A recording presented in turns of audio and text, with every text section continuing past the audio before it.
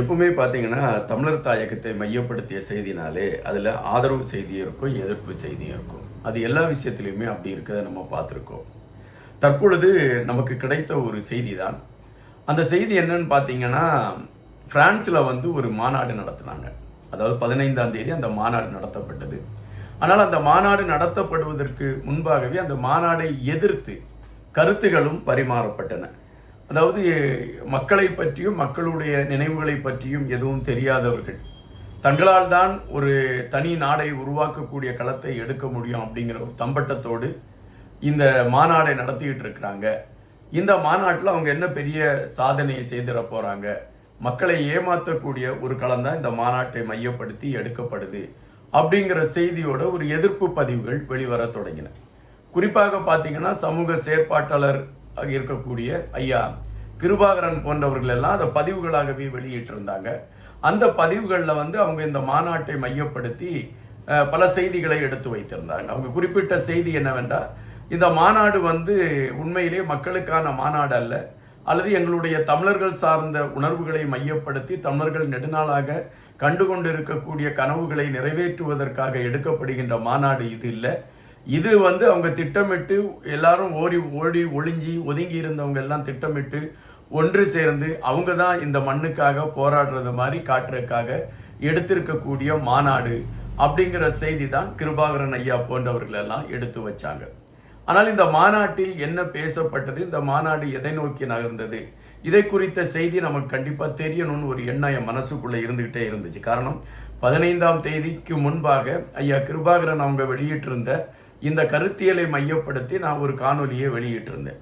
அந்த காணொலி பெரிதாக போகவில்லை என்பது ஒருபுறம் இருந்தால் கூட நான் அந்த காணொலியை மையப்படுத்திய செய்தியை வெளியிட்டிருந்தேன். அதாவது இப்படி பிரான்ஸ் நாட்டில் ஒரு மாநாடு நடக்குதா, அந்த மாநாட்டுக்கு எதிர்ப்பாக சில தகவல்களை ஐயா கிருபாகரன் அவங்க எடுத்து வச்சிருக்காங்க.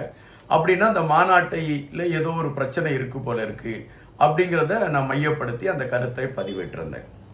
ஆனால் எனக்கு அப்பத்திலிருந்தே மனசுக்குள்ள ஒரு எண்ணம், இந்த மாநாட்டை மையப்படுத்திய செய்தியை நம்ம தேடி எடுக்கணும் அப்படின்னு. அப்போ இந்த மாநாட்டை மையப்படுத்திய செய்திகளை நம்மால் இப்போ பார்க்க முடிஞ்சது. எனவே அது சார்ந்த ஒரு செய்தியைத்தான் இப்பொழுது நான் இங்கே எடுத்து வைக்கிறேன். இந்த மாநாட்டில் யார் கலந்துக்கிட்டாங்கன்னா, கோவை கமலா அப்படிங்கிற ஒரு பின்னணி பாடகி கலந்துக்கிட்டாங்க. கொஞ்சம் வயசானவங்க. அவங்க தான் அதாவது ராஜகோபுரம் எங்கள் தலைவர் என்கின்ற ஒரு பாடலை அவங்க பாடி, அது மிகவும் பரபரப்பாக பேசப்பட்ட பாடல்.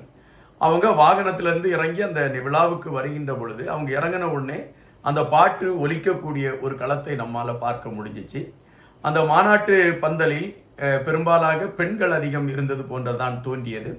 அந்த மாநாட்டில் அவர்கள் பிரதானமாக எடுத்து வைத்த கருத்து என்னவென்றால், வட்டக்கோட்டை தீர்மானத்தை மையப்படுத்தி அதை செயல் வடிவப்படுத்துவதற்கான ஒரு களத்தை நாம் எடுப்பதற்கு ஒருங்கிணைந்த ஒரு கூடுகை தேவை அப்படிங்கிற களத்தில் தான் அந்த மாநாட்டிற்கான ஒரு அடித்தளம் அங்கு எடுத்து வைக்கப்பட்டிருந்தது. அந்த மாநாட்டில் பேசியவங்களும் அதை மையப்படுத்திய கருத்துக்களைத்தான் பேசியிருந்தார்கள். அந்த அரங்கம் ஏறக்குறைய ஒட்டுமொத்தமாகவே அந்த மாநாட்டு அரங்கம் நிறைந்திருந்தது என்பதை நம்மால் பார்க்க முடிந்தது. அனைவருமே உணர்வு பூர்வமாக நின்றார்கள் என்பதை விட இந்த மண்ணின் மீட்சிக்காக அவங்க சேர்ந்து நின்னாங்க அப்படிங்கிறத மட்டும் நம்மால் பார்க்க முடிந்தது. அங்கே மாணவ செல்வங்களுடைய நிகழ்வுகள் மற்றும் ஒவ்வொருவருடைய கருத்தியல் சார்ந்த கருத்துகள் இவைகள் எல்லாம் எடுத்து வைக்கப்பட்டிருந்தது. அதை குறித்து நாம் விரிவாக பேசினால் அது கரு ஒன்றுதான். வட்டக்கோட்டையில் நாம் எடுத்துக்கொண்ட தீர்மானம், வட்டக்கோட்டை தீர்மானம் எதை சொன்னதோ அதை முன்னிலைப்படுத்தி அதை மீண்டும் செயல் வடிவப்படுத்துவதற்கு, அதற்கான களங்களை எடுப்பதற்கு நாங்கள் ஒன்று கூடுகிறோம் அப்படிங்கிற ஒரு சித்தாந்த கூடலை அவங்க எடுத்துக்கிட்டு தான் அது சார்ந்த கருத்துக்களை அவங்க பதிவிட்டிருந்தாங்க. அதைத்தான் நம்மால் பார்க்க முடிஞ்சிச்சு. எனவே இந்த மாநாட்டில் இவைகள் தான் பேசப்பட்டு இருந்தன என்பது சொல்லப்பட்டால் கூட, எதற்காக இந்த மாநாட்டிற்கு எதிர்ப்பு வர ஆரம்பிச்சிச்சு, இந்த மாநாட்டில் கலந்து கொள்ளக்கூடாது, இது நமக்கான மாநாடு இல்லை என்ற செய்திகள் வேறொரு களத்திலிருந்து எப்படி எடுத்து வைக்கப்பட்டது, இதை குறித்தெல்லாம் நம்ம பார்க்க வேண்டியதாக இருந்தது. அதாவது நீங்கள் பார்த்தீங்கன்னா, சுவிஸ், கனடா, வெளிநாடுகளில் இருக்கக்கூடிய புலம்பெயர்ந்த தமிழர்கள் பல அமைப்புகளாக செயல்பட்டு கொண்டிருக்கின்றார்கள். அவர்கள் அனைவருமே ஒற்றுமையாக செயல்பட்டு விட்டாலே தமிழர்களுக்கான தீர்வு கிடைத்துவிடும் என்பதுதான் பெரும்பாலானவர்கள் எடுத்து சொல்றாங்க. அதுதான் நிஜமாகவும் இருக்கு. ஆனால் அதற்கான வாய்ப்பு ஏனோ இல்லை. ஒவ்வொருவரும் ஒவ்வொரு அணியாக செயல்பட்டு கொண்டிருக்காங்க. அவங்களுக்கு என்னென்ன கருத்தியல் மனசுக்குள்ளே வருதோ அது சார்ந்த செய்திகளை அவங்க எடுத்து வைக்கிறாங்க. அதை முன்னிலைப்படுத்திய தகவல்களை அவங்க மக்களுக்கிட்ட கொண்டு போகிறாங்க. அதில் சிலர் நிதி சார்ந்த விஷயங்களில் கொஞ்சம் முன்னா பின்னா இருக்கிறாங்க அப்படிங்கிற செய்தி எல்லாம் உண்டு.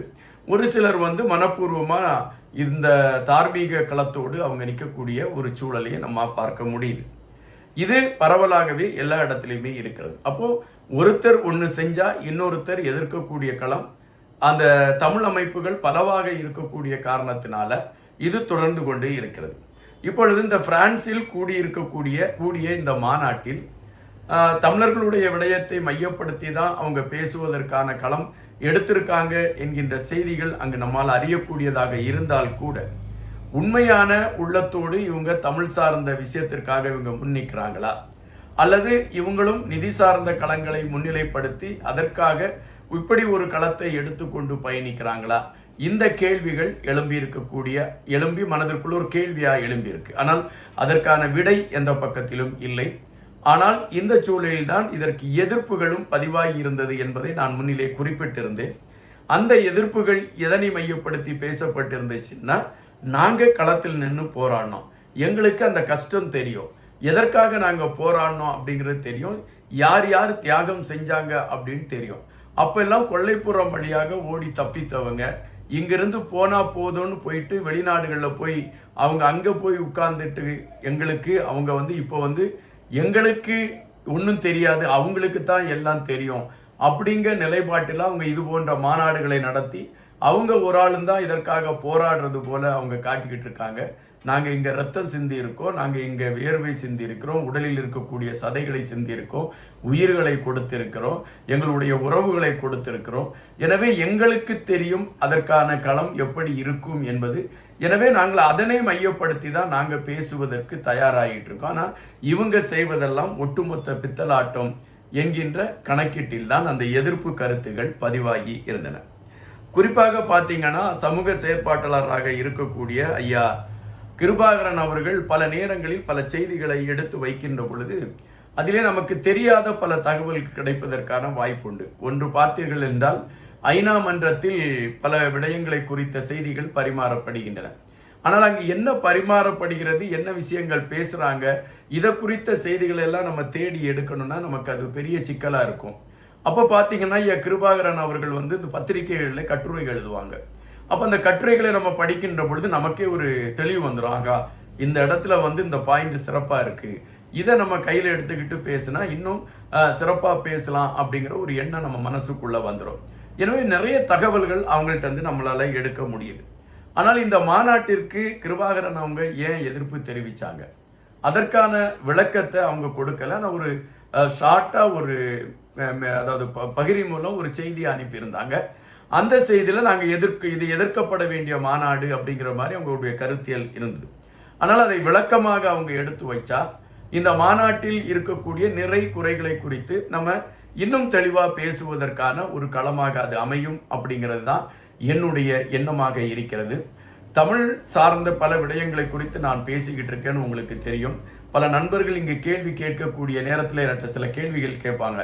நீங்கள் முன்பெல்லாம் தேசிய தலைவரை மையப்படுத்தி பல விஷயங்களை பேசிகிட்டு இருந்தீங்க, அவங்க அங்கே இருக்காங்க இங்கே இருக்காங்கன்ற செய்திக்கெல்லாம் ஆதரவாக பேசிகிட்டு இருந்தீங்க, இப்போ நீங்கள் ஏன் ரொம்ப அமைதியாயிட்டீங்க அப்படிங்கிற ஒரு கருத்தெல்லாம் சிலர் பதிவிடுவது உண்டு. என்னை பொறுத்த மட்டில் ஒரு நம்பிக்கை என்று கூட நீங்கள் வைத்துக்கொள்ளலாம். இது ஆரம்பத்தில் இருந்தே நான் சொல்லி கொண்டு இருப்பது தான். என்னை பொறுத்த மட்டில் என் மனதில் இன்றும் அந்த நம்பிக்கை இருக்கிறது. அந்த நம்பிக்கையோடு தான் நான் பயணித்து கொண்டிருக்கின்றேன். எனவே அதில் எந்த மாற்று எண்ணங்களும் எனக்கு கிடையாது. ஆனால் இப்பொழுது உள்ள சூழலில் இந்த நமக்குள் ஏற்படுகின்ற குழப்பங்கள், நாம் எடுத்து வைக்கக்கூடிய குழப்பமான பாதைகள், இவைகளை மையப்படுத்தி சில செய்திகளை நாம் அறிய வேண்டியிருந்த காரணத்தினால் இந்த பிரான்ஸ் மாநாட்டை மையப்படுத்திய செய்தியும் அதற்கு எழும்பிய எதிர்ப்பை மையப்படுத்திய செய்தியும், அந்த எதிர்ப்பு எதற்காக எழுப்பப்பட்டது என்கின்ற விடயத்தை ஐயா கிருபாகரன் அவர்கள் தெளிவாக தகவலாக வெளியிட்டால் அதை குறித்தும் நான் பதிவிடுவதற்கு தயாராக இருக்கிறேன் என்று இந்த காணொலியில் நான் உங்களுக்கு உறுதி தருகிறேன். தொடர்ந்து நீங்கள் எனக்கு ஆதரவு கொடுத்து கொண்டிருக்கின்றீர்கள். கண்டிப்பாக நீங்கள் இன்னும் எனக்கு ஆதரவு கொடுப்பீங்க அப்படிங்கிற நம்பிக்கை எனக்கு தெளிவாக உண்டு. நாம் தொடர்ந்து இதுபோன்று நல்ல செய்திகளை நாம் கண்டிப்பாக விவாதத்திற்கான செய்திகளை எடுப்போம். அதை நாம் கலந்து அதை ஆலோசித்து பயணிக்கக்கூடிய ஒரு ஒரு மாற்றுத்தளமாக நம்மளுடைய தளத்தை கொண்டு செல்வதற்கு முயற்சி செய்வோம். உங்களுடைய ஆதரவு தான் எனக்கு தேவை. நன்றியுடன் இன்பா.